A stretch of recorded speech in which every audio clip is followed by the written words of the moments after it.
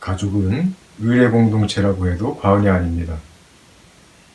가족은 의례로 시작해서 의례로 끝난다고 할 수 있겠지요. 두 젊은 남녀가 만나서 결혼식을 함으로써 한 가정은 시작이 되고요. 또 죽음을 통해서, 장례식을 통해서 또 가족은 서로 헤어지게 되고 합니다. 또 아기가 태어나면 아기를 키우는 과정은 의례의 연속이지요. 백일잔치, 돌잔치, 그리고 생일 맞을 때마다 또 생일 파티를 하고, 이렇게 가족은 의례를 함께 거행하고 공동체를 이루어가는 의례 공동체라고 할 수 있겠습니다. 물론 교회는 정말 의례를 많이 행하지요. 예배지요. 새벽 기도회를 매일 하기도 하고요. 가족은 교회만큼 의례를 많이 거행하진 않지만 아마 교회 다음으로 의례를 많이 거행하는 공동체가 아닌가 생각이 됩니다.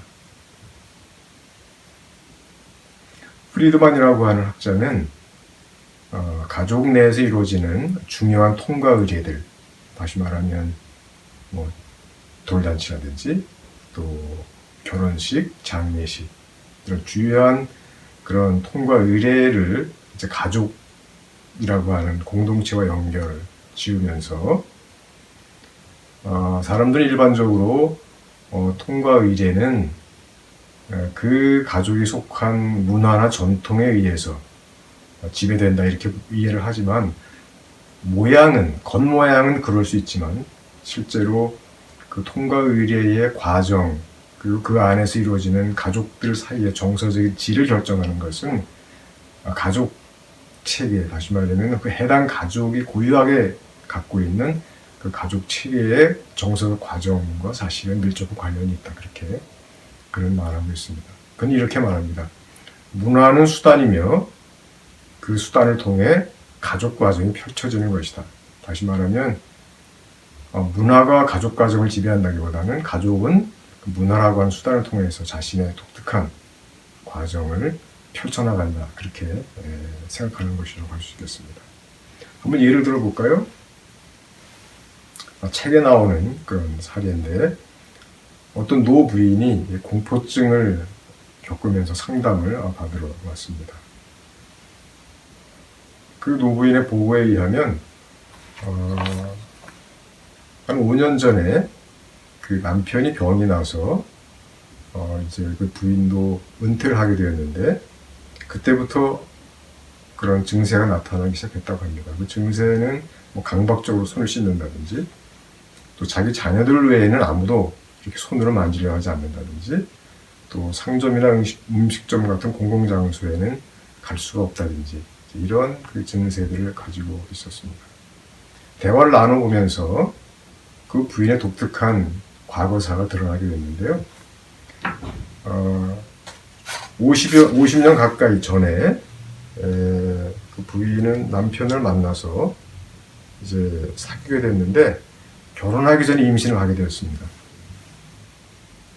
그리고 그 사실을 알게 된 그 부인의 가족은 너희들은 이 지역을 떠나서 멀리 이사 가야 된다, 이렇게 주장을 했고, 또 남편은 가족들에게 그 사실을 비밀로 해야 된다 이렇게 생각을 했는데, 결국은 이제 그 남편의 어머니가 그 사실을 알게 되면서 그 부인을 심하게 꾸짖었다고 합니다.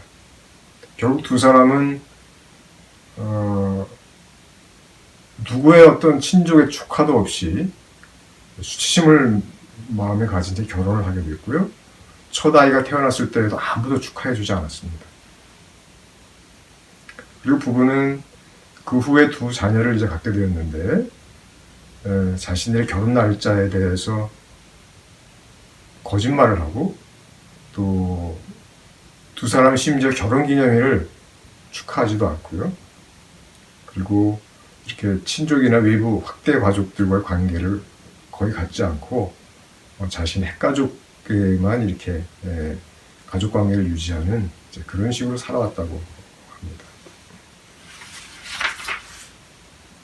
결국 5년 전에 은퇴할 때까지 그 부부는 그 사실을 누구에게도 이야기하지 않고 자녀들에게까지 이제 비밀로 이제 간직해 왔습니다. 결국 상담의 과정 속에 자녀들이 내게 이제 그 사실을 이야기했을 때 자녀들은 이미 그것을 알고 있었고요. 알았지만 부모님이 그걸 비밀로 하기를 원한다는 사실을 알고 이제 본인도 모른 척했다고 합니다. 결국 그 부부와 그 자녀들은 그런 가족의 오랜 비밀보다는 그 부인의 공포증, 어머니의 공포증에 대해서 이야기하는 것이 사실은 마음 정서적으로는 더 안전한 것이었다 할 수 있겠고, 그래서 부인은 그 비밀이 누설되는 것보다는 공포증을 선택했을지도 모르겠지요. 결국 부부는 48년 만에 처음으로 결혼 기념일을 축하하는 기념식을 갖고, 그리고 자녀들과 함께 그 자신들의 결혼을 축하하는 그런 정말 가족들로서는 정말 축하할 만한 그런 의례를 가지게 됐고, 그 부부의 그 노 부인의 공포증은 점차 치유가 되었다는 그런 이야기입니다.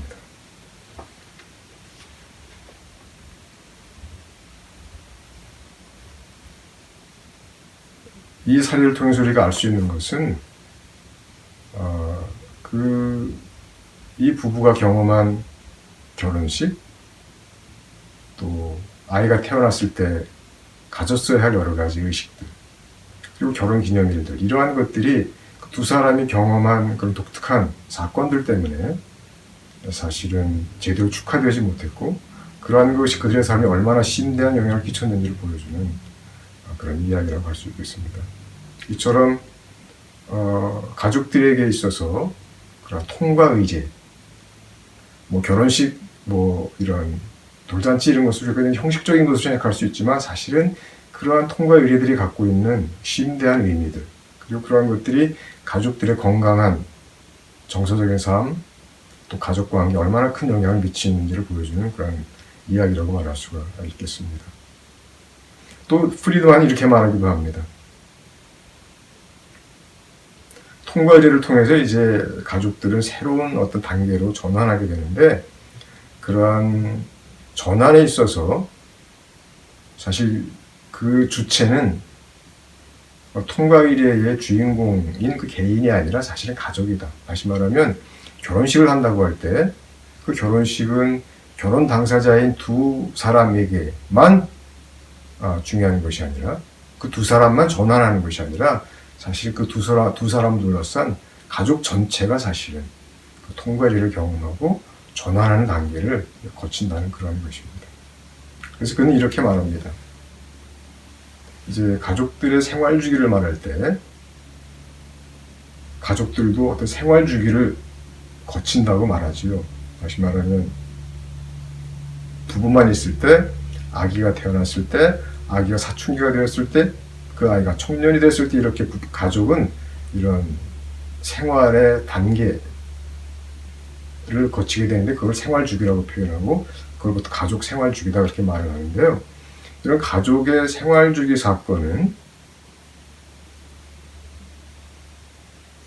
10중8구 통과 의례라고 하는 사건으로 이루어지는데, 사실은 그 통과 의례가 그 생활 주기의 사건을 결정짓는다기보다는 가족들이 이전부터 이렇게 쭉 살아오면서 이루어온 그런 가족의 과정이 그 통과 의례라고 하는 것을 통해서 성취된다고 하는 것이죠. 다시 말하면 두 사람이 결혼한다고 할 때 그 결혼은 결혼식에 의해서 성취되는 것이 아니라 그 전부터 두 사람의 각 가족, 그리고 두 사람이 만나서 함께 쭉 과정을 밟아온 그러한 가족의 과정이 결혼식이라고 하는 통과 의례로 표현되는 것뿐이라는 그러한 것을 이제 프리드만은 지적을 하고 있습니다.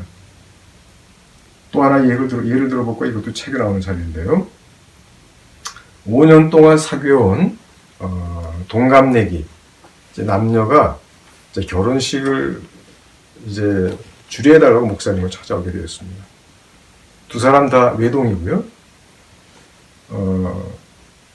한 달 이내 결혼식을 하겠다고 이제 이렇게 찾아왔습니다. 그래서 그 목사님은 어떻게 두 사람이 결혼을 결정하게 됐느냐고 물었습니다.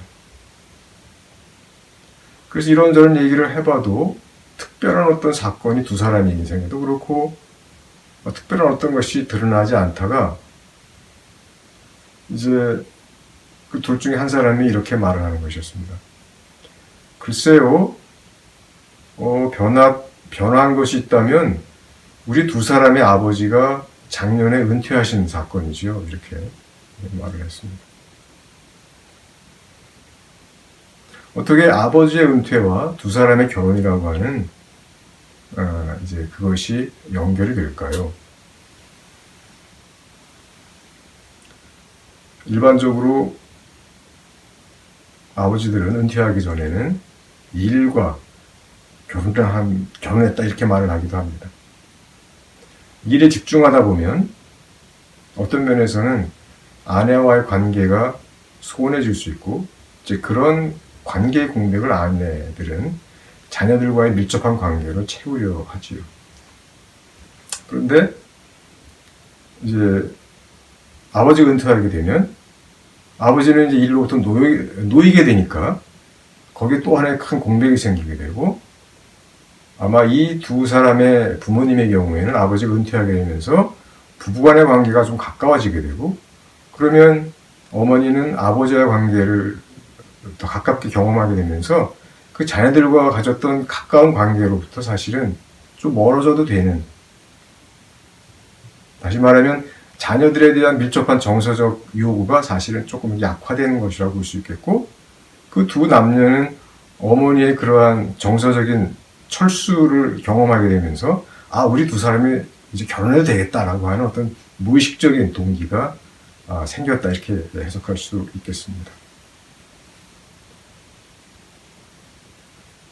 이처럼 두 사람의 결혼식은 두 사람이 결혼을 결정하게 된 것은 그저 결혼할 연령이 됐으니까 당연히 결혼하는 것이지 이렇게 우리가 해석할 수도 있지만 또 많은 경우에는 이와 같이 가족 내의 정서적인 어떤 체계적 변화 이런 것들이 자기도 모르는 사이에 결혼을 결정하게 되는 중요한 동기가 됐을 수도 있다는 것이죠.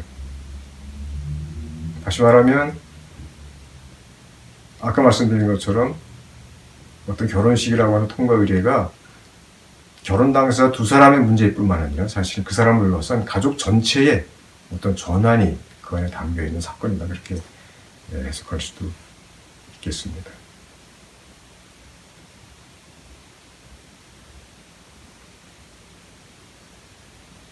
그래서 프리드만이 이렇게 말합니다.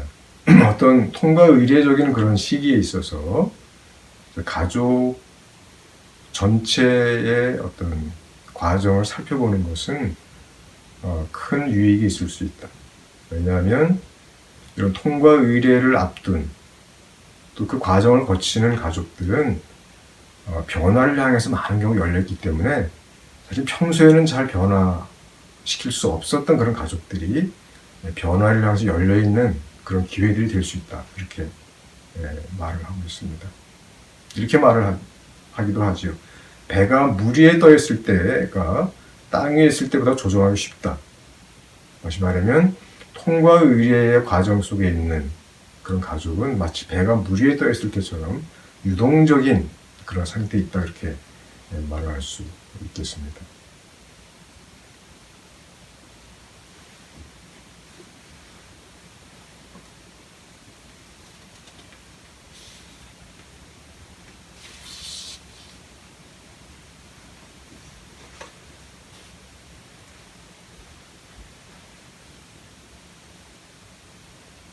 인버블랙이라고 하는 학자는 가족의 의례가 여러 가지 치료적 기능을 갖는다고 그렇게 말을 했습니다. 어떤 면에서 그런 치료적 기능을 갖는지 몇 가지 좀 살펴보도록 하지요. 우선 첫 번째는 통과 의례를 겪으면서 가족은 사실 많은 갈등이나 위협을 경험할 수 있습니다. 대표적인 것이 이제 가족 그 죽음이죠. 장례식 같은 경우에, 또는 어떤 경우에는 결혼식 같은 것도 사실은 가족에게는 위협이 될 수 있습니다. 왜냐하면 어떤 중대한 변화가 가족에게 찾아오는 것이기 때문에 그러한 변화를 가족이 감당한다고 하는 것이 쉽지 않을 수 있는 거죠. 그런데 가족이 함께 갖는 의례, 뭐 결혼식이나 장례식이나 이런 그 의례가 그런 변화를 잘 감당할 수 있도록, 그래서 그 변화가 그 가족의 삶의 한 부분이 될 수 있도록, 위협으로 끝나는 것이 아니라 그 과정을 거쳐서 가족이 또 하나의 단계로 진입할 수 있도록 도와주는 그런 중요한 기능을 한다. 그렇게 볼 수 있는 거죠. 그럼 예를 들어볼까요? 결혼식 같은 예를 들어보십시다. 그럼 결혼식 자체만이 사실은 통과 의례가 아니고, 물론 결혼식도 중요하지만, 결혼식을 준비하면서 예를 들면 뭐 양가가 상견례를 한다든지, 또는 뭐 가구나 주택을 준비한다든지, 그다음에 결혼한 다음에 뭐 집들을 한다든지, 이런 과정들이 있지 않습니까? 그러면 이런 과정들은 그 결혼하는 당사자 두 사람이 새로운 가정을 이룸으로써 가족을 떠난다고 하는 것을 확인하는 그러한 과정일 뿐만 아니라, 동시에 결혼해서 집을 떠나지만 사실은 새로운 입장에서 원가족과 새로운 관계의 양식을 갖게 된다고 하는 그러한 것을 확인하는 과정이 되는 것이죠. 그래서 그 결혼 당사자들 뿐만 아니라 두 사람의 부모님이나 가족들이 이러한 여러 가지 과정들을 겪으면서 두 사람이 집을 떠나서 새로운 가족을 이루고, 그 집을 떠난 그 두 사람이 원 가족들과 어떤 식의 관계를 앞으로 맺을 것인가를 확인하고 경험하고 그것이 익숙하게 해주는 그런 과정이 바로 결혼이라고 하는 과정, 통과 의례를 통해서 그러한 과정들을 잘 이렇게 갖도록 도와준다는 것입니다. 두 번째 기능은 의례를 통해서 정체성을 경험한다는 것인데요. 다시 말하면 의례를 통해서 가족들은 내가 이 가족 속에서 내가 어떤 위치를 가지고 있고, 나는 어떤 역할을 하고 있고, 또 가족들 사이의 경계선은 어떤 것이고 규칙은 어떤 것인가 하는 것을 의례가 상징적으로 보여준다는 것입니다. 꽤 오래전입니다. 저희 아버지의 칠순잔치를 이제 기억하게 되는데요. 보통 이렇게 칠순잔치나 뭐 이렇게 팔순잔치 하게 되면, 옛날에 이제 회가 변해서 그런 거랬지만 요즘에는 칠순이나 팔순을 맞이하실 때 이런 잔치를 하고 사람들이 와서 함께 축하하게 되는데, 가장 중요한 순간이 있지 않습니까? 다시 말하면 이제 아버님과 어머님이 이렇게 잔치상 앞에 앉아 계시고, 그 앞에서 그 자녀들이 차례로 대개 결혼들을 했을 테니까 와서 부부 또는 손주들과 함께 이제 그 부모님에게 절을 하는, 그것이 이제 그 칠순잔치 같은 그런 잔치의 가장 이제 클라이맥스라고 할 수 있겠는데, 한번 보십시다. 칠순을 맞은 아버지와 어머니가 이제 잔치상 앞에 앉아 있습니다. 앞에는 음식들이 쫙 있고 많은 친지들이 와서 그것을 보고 있습니다. 얼마나 흐뭇한 일입니까? 많은 인생의 역경들, 우여곡절들이 있었지만 이 시간까지 와서 내가 이렇게 자녀들과 함께 잔치상 앞에서 잔치를 벌인다고 하는 것이 얼마나 사실은 의미 있고 기쁜 일이겠습니까? 그것 자체가 중요하죠.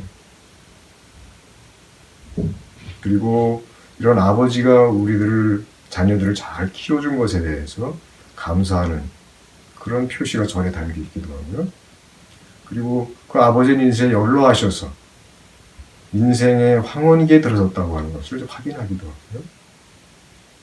그리고 손주들을 데리고 부모님께 절을 하는 그런 자녀들 입장에서는 내가 이제 연로하신 부모님을 이어서 이제 가장이 되고 또 자녀들을 키우는 이제 그런 또 하나의 가장의 세대로 내가 서 있구나라고 하는 것을 이제 깨닫게 되기도 하고요. 또 손자, 손녀들은 비록 어리지만 이 대가족 안에서 자신들이 속해 있다고 하는 사실을 확인하면서 무언가를 그 안에서 배워가는 그런 자리가 되겠습니다. 이렇게 칠순잔치라고 하는 그냥 우리가 의례한다고 하는 그런 잔치이지만은 거기에 참여하는 가족 한 사람 한 사람은 그 의례 속에서 자신의 위치가 어떤 위치로 그 위치가 어떤 의미를 갖고 있는 것인지를 경험하는 그런 중요한 의례가 되겠습니다. 세 번째 개념은 의례를 통해서 가족들은 연대감을 경험하게 되지요. 이런 연대감을 갖는 것은 심리적인 건강뿐만 아니라 신체적인 건강에도 중요하다고 하는 많은 연구들이 있는 것을 여러분이 아실 것입니다. 그리고 가족의 의례들은 대개의 경우에 이제 가족의 역사를 담고 있습니다. 제가 조금 전에 예를 든 칠순잔치를 예를 든다면 그 칠순잔치라고 하는 것은 그 아버지의 70년이라고 하는 역사를 우리가 회상하게 하고 그 역사 속에서 우리 자신을 보게 되죠. 그리고 그 칠순잔치라고 하는 의례를 통해서 아버지 세대, 그 자녀 세대, 그리고 손자 세대라고 하는 세대를 이어가는 역사를 우리는 그 안에서 발견하게 됩니다. 그래서 그런 칠순잔치라고 하는 의례를 통해서 거기에 참여하는 가족들은 그 70년의 역사 속에 어떻게 참여하는지, 그 역사 속에 우리는 어떻게 서로 연결되어 있는지를 경험하는 그런 기회가 된다고 볼 수 있겠습니다. 그래서 가족 의례는 언제나 이런 연대감이 중요한 요소인데요. 가족 의례를 통해서 가족 구성원들은 내가 이 가족에 속해 있다고 하는 그런 연대 의식을 깊이 경험하는 좋은 기회가 되겠습니다. 그래서 이러한 의례를 통해서 연대감을 경험하면서 이제 가족들은 소외의 위협을 이제 미연에 방지할 수 있죠. 중요한 그런 그 이해가 이제 장례식 같은 경우인데, 장례식이야말로 정말 우리 가족들에게는 굉장히 커다란 상실이지. 그리고 상실이라고 하는 것은 소외의 위험성을 언제나 담고 있습니다. 그래서 장례식에서는 전통적으로 많은 사람들이 찾아와서 같이 음식을 먹는 것이 이제 전통처럼 되어 있습니다. 와서 같이 음식을 먹고 그리고 대화를 나누고 거기 머물고 이렇게 하는 것은 그런 큰 상실의 경험 속에서 그 가족들이, 그 가족이 또는 그 가족에 속한 개인들이 이 상실의 위협 속에서 소외감을 경험하지 않도록 이렇게 공동체가 함께 해주는 그러한 중요한 도움의 기능들을 하고 있다고 볼 수 있겠습니다.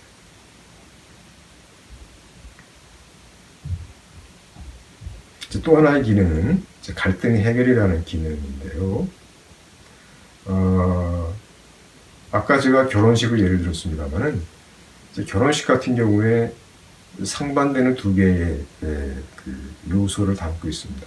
하나는 두 젊은 남녀가 원 가족을 떠나는, 그리고 그 자녀들의 부모는 그 아들, 딸을 일종의 상실하는 이제 그러한 요소를 하나 담고 있고요. 또 하나는 떠나지만 이제 새로운 관계로 관계가 이어져 간다고 하는, 다시 말하면 이제는 부모 아래 하나의 자녀로 관계를 맺는 것이 아니라 이제 성인이 되어서 가족을 이루어서 이제는 하나의 사회의 어른으로서 어른과 어른 사이의 관계로 새로운 관계를 이뤄간다고 하는 새로운 관계의 시작이라고 하는 이 두 가지 요소가 담겨 있고, 결혼식이라고 하는 절차를 보면 이 두 가지의 상반된 요소를 그 안에서 잘 조화를 이루도록 의례들이 구성이 되어 있습니다. 한 가지 예를 좀 들어볼게요. 이것도 책에 나오는 사례인데,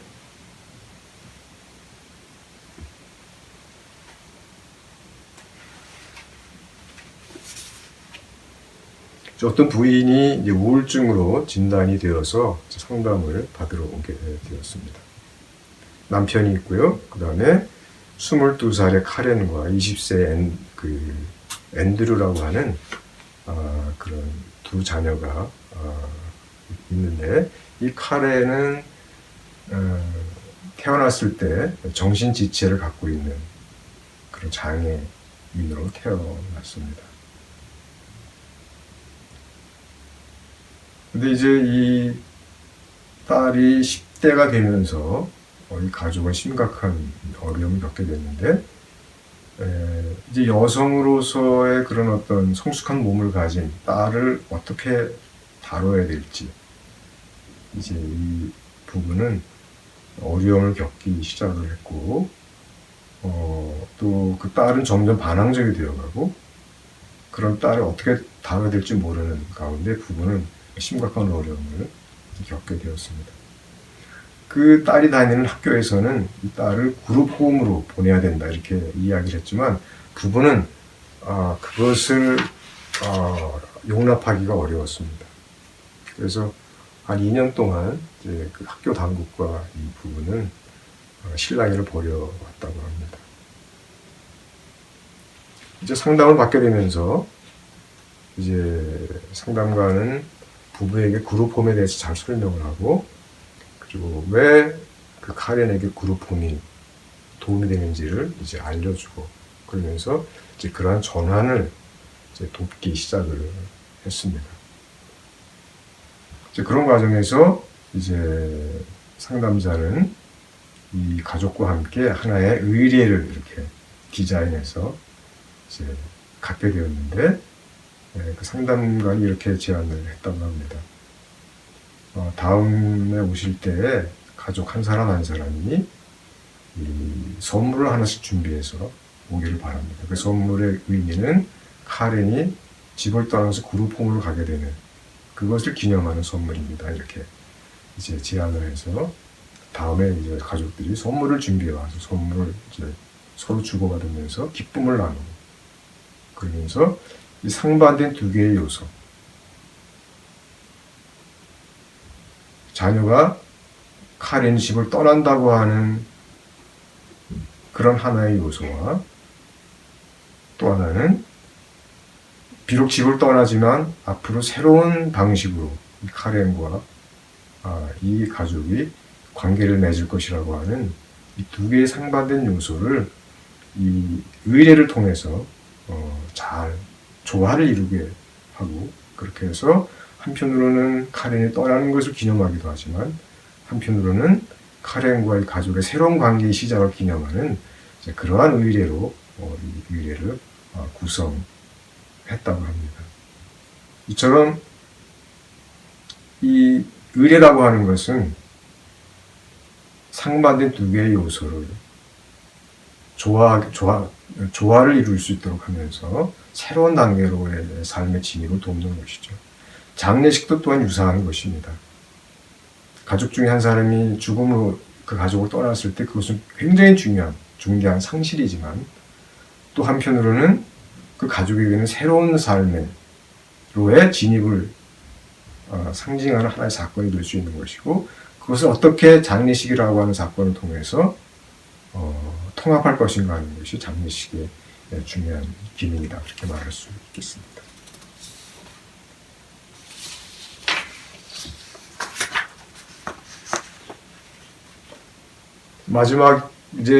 마지막으로의 그런 의례 기능은 이렇게 말할 수 있겠습니다. 그 의례는 안전한 맥락을 제공해 줌으로써 그 안에서 강렬한 감정들을 표현할 수 있는 그런 공간을 제공한다. 대표적인 예가 장례식인데요.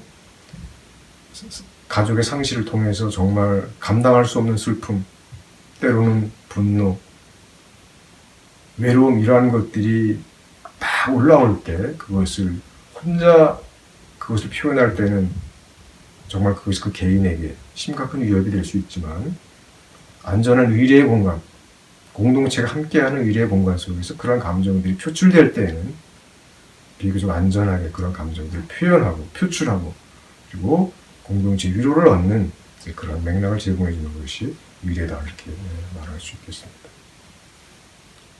제가 지금 몇 가지 이렇게 여러분에게 지적한 것처럼 의례라고 하는 것은 가족들이 변화를 경험할 때 그 변화를 통합해서